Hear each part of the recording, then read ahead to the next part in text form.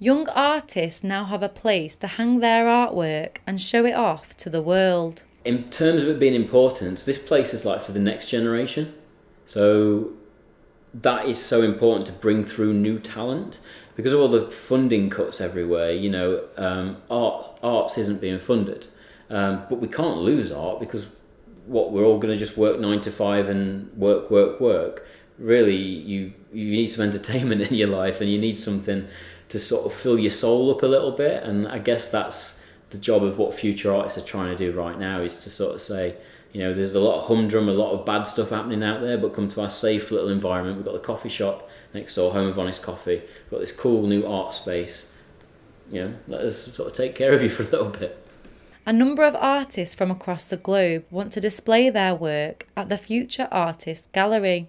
We've modelled ourselves a little bit on the V&A in London, Victoria and Albert, which is a bit more progressive. So they do like Bowie, and they did the Alexander McQueen exhibition.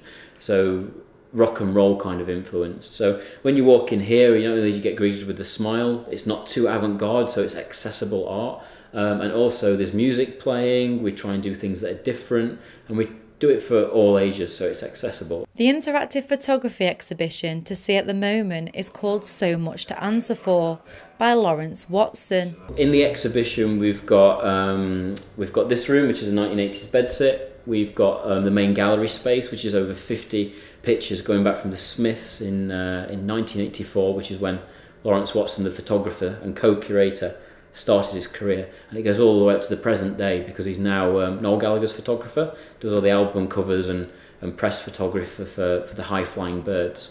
And then downstairs in the basement we've got like a pop-up cinema installation, like an old dark room, and loads of rare, never before seen images. So if you're a fan, it's like heaven because you see loads of cool stuff.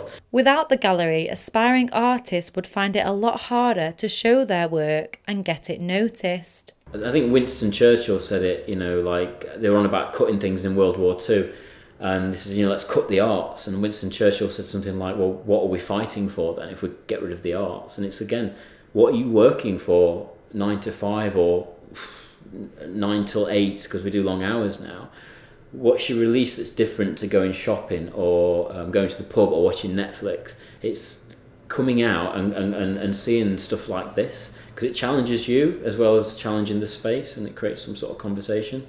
I mean, we could sit here and talk about what art is like for weeks and we'd never come to a conclusion, but art is something that I think we all need, and I think in times like this, for whatever reason the times are like this, I think we need it more than anything, and I'm glad that future artists can be part of that, and that's what excites me, and that's why I push myself and I push my team to create stuff like this.